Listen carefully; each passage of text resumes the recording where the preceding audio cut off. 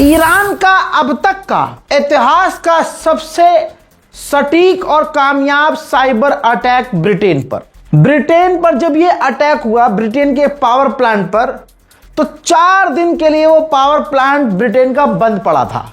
4 दिन।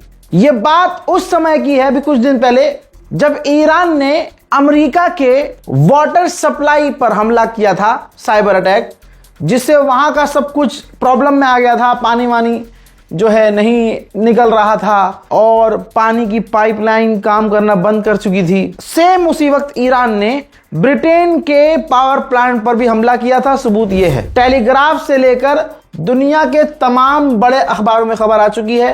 ब्रिटेन का यह अखबार है कि ईरान ने शट डाउन किया था ब्रिटिश पावर प्लांट 4 दिन के लिए, साइबर अटैक ऐसा किया था। अब जाकर ब्रिटेन ने माना है कि हां, बड़ा खेल हमारे साथ ईरान ने खेला। कतर हुआ बर्बाद। ईरान ने कहा था, जब खामनाई की शहादत हो गई तो तमाम अरब के देश मुस्कुरा रहे थे, अंदर ही अंदर खुश थे।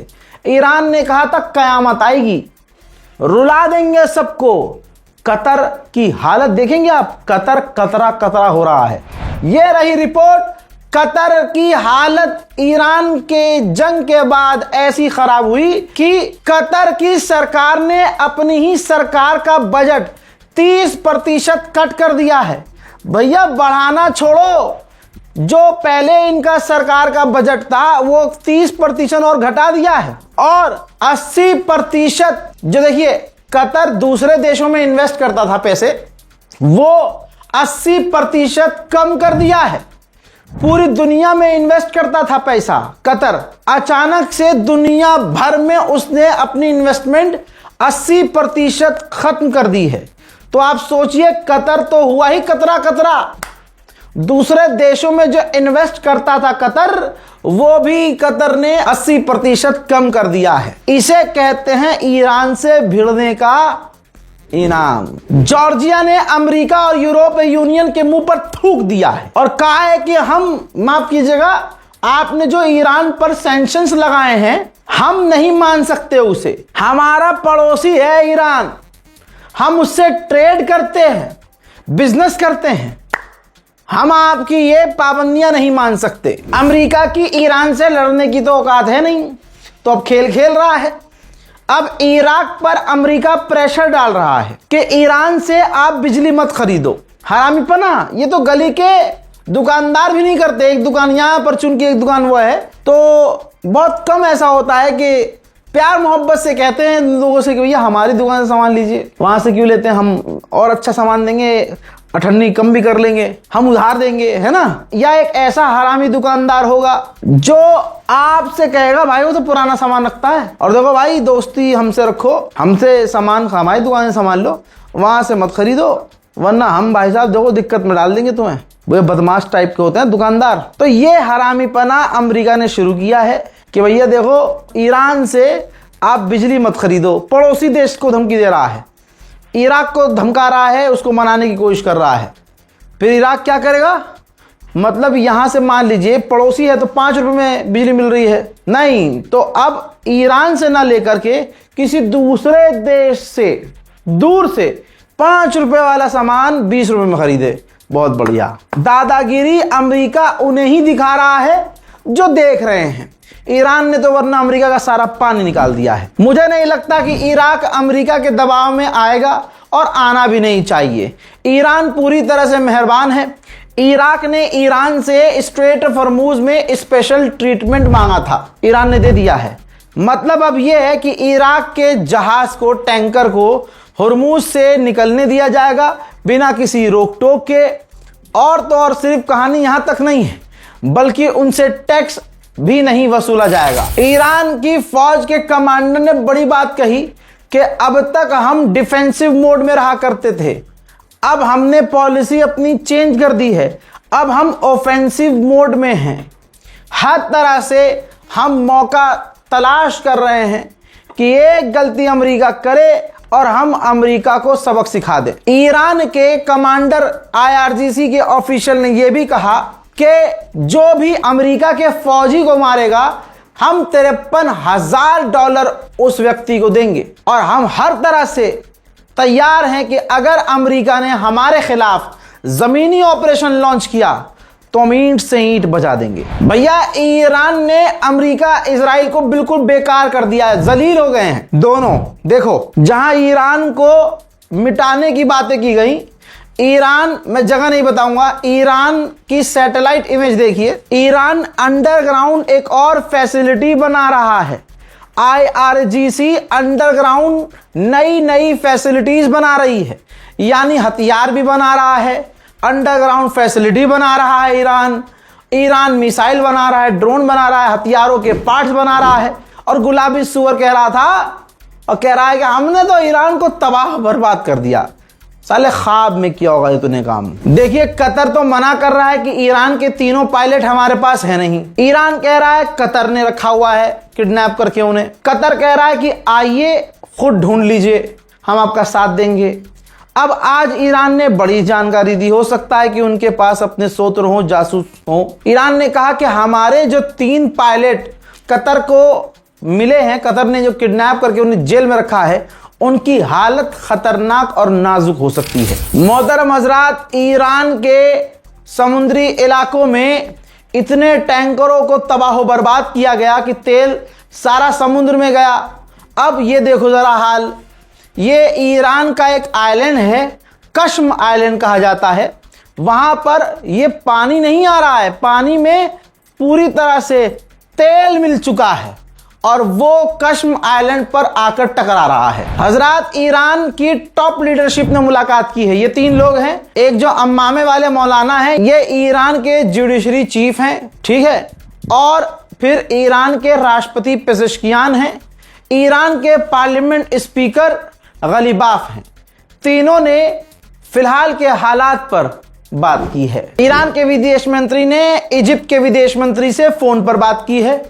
इसके बाद पाकिस्तान से ईरान की बात हुई है और पाकिस्तान का आर्मी चीफ ईरान जाने वाला है। ईरान अपनी इंटरनल सिक्योरिटी के लिए काफी सख्त होता हुआ दिख रहा है। जंग से पहले जिन प्रदर्शनकारियों ने ईरान के अंदर तबाही मचाई, नंगापन, आजादी के नाम पर नंगापन मांगा और अमेरिका और इजराइल मूसाद के इशारे पर प्रदर्शन किए, दंगे किए, आग लगाई, ऐसे ईरानी प्रदर्शनकारी को ईरान ने फांसी दे दी है। ईरान के डिप्टी स्पीकर कह रहे हैं, बल्कि कह दिया उन्होंने, कि जो अरब देश गैस पाइपलाइन का प्लानिंग कर रहे हैं इजराइल के साथ मिलकर, अगर उन्होंने ये किया तो जाहिर सी बात है, इसका मतलब ये है कि वो हुर्मुज से छुटकारा चाहते हैं। और अगर सबने मिलकर गैस पाइपलाइन पर प्लानिंग करके ये पाइपलाइन बिछाई तो ये ऐसा होगा हमारे लिए, इसको हम ऐसा मानेंगे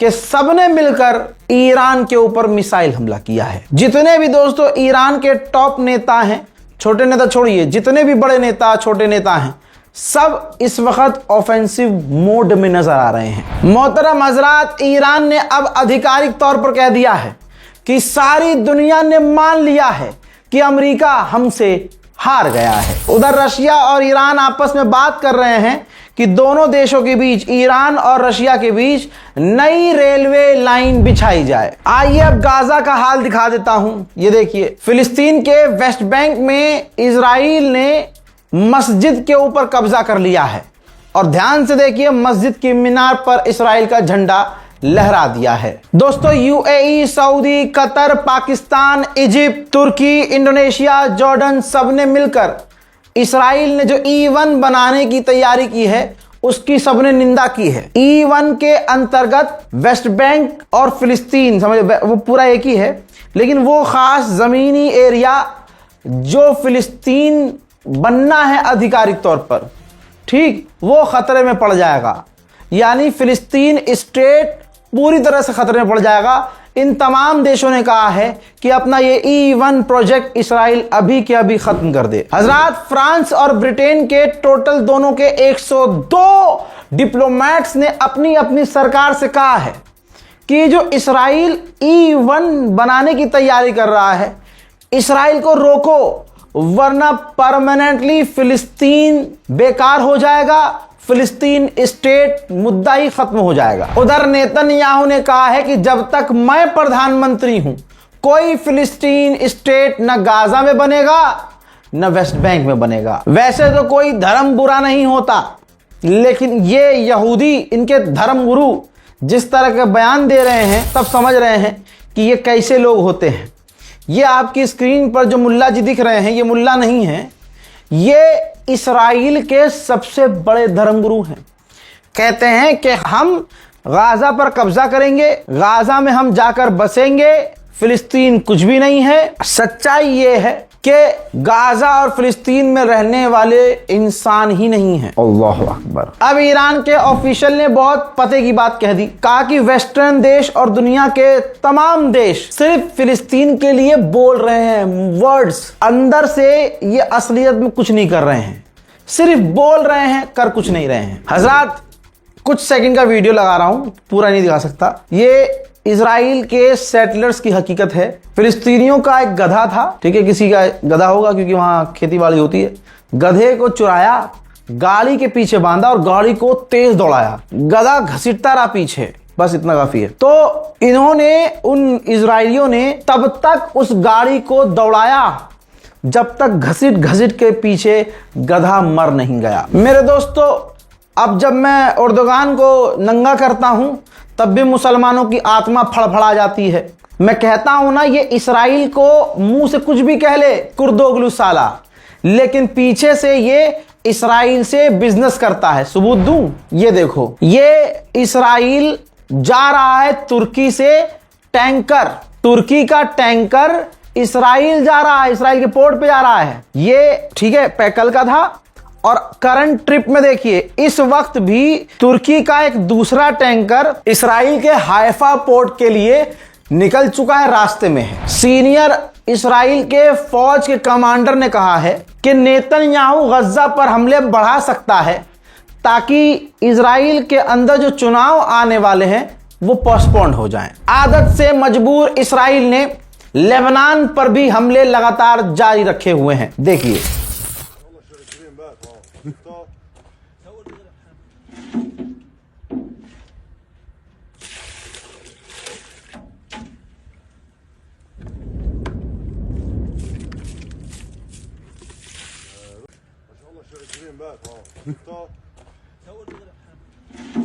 طلوسة يا أوادم، هلا فجروا طلوسة كلياتها، شايفينها؟ طلعوا بطلوسة، طلعوا هيك طلوسة। यहां तक कि इजराइल अब सीरिया पर भी हमले लगातार शुरू कर चुका है। ये देखिए, इजराइल ने सीरिया में एक सिविलियन गाड़ी पर हमला किया जिसमें एक की मौत हो गई, जिसके बाद अरब के हिजड़ों ने सिर्फ निंदा की है, निंदा के अलावा हिजड़े कुछ नहीं कर पाए। जोलानी की सरकार ने कहा है कि हम इस्राइल से बात तो करेंगे हम, लेकिन हमें उस पर भरोसा नहीं है। अब तो इस्राइल का मीडिया तुर्की के मुंह में मूत रहा है। उर्दुगान की क्या कहूं, इज्जत क्या है बुढ़े की? कोई इज्जत नहीं है, कुर्दोगलू है साला।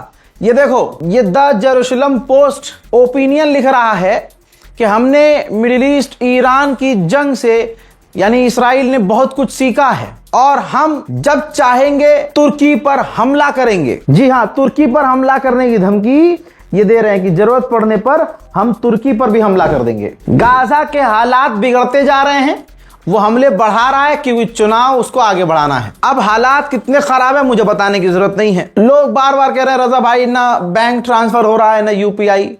मैंने तो कुछ भी कहना छोड़ दिया है। जिसकी नीयत होगी उसकी मदद आ जाएगी हमारे पास। जिसकी नीयत में थोड़ा ऊंच नीच होगी भाई, नहीं हो कर पाएंगे मदद, ऐसा नहीं है। अभी किसी भाई ने, अभी जब शूट कर रहा हूं तो मुझे स्क्रीनशॉट ईमेल भी किया है, जो है 500 रुपये उन्होंने सेंड किए, तो उन्होंने वो भी यूपीआई नहीं किए, बैंक ट्रांसफर किए, आ गए। हो सकता है सर्वर डाउन हो सकता है एक टाइम पर कई लोग कर रहे हो ऐसा ट्रांसफर करने की कोशिश, तो वो डिले हो सकता है या प्रॉब्लम आ सकती है। तो आप एक दिन रुकिए, 2 दिन बाद देखिए, 3 दिन बाद देखिए, आप ट्राई कीजिए। फिलहाल के लिए इस रिपोर्ट में इतना ही। जय हिंद।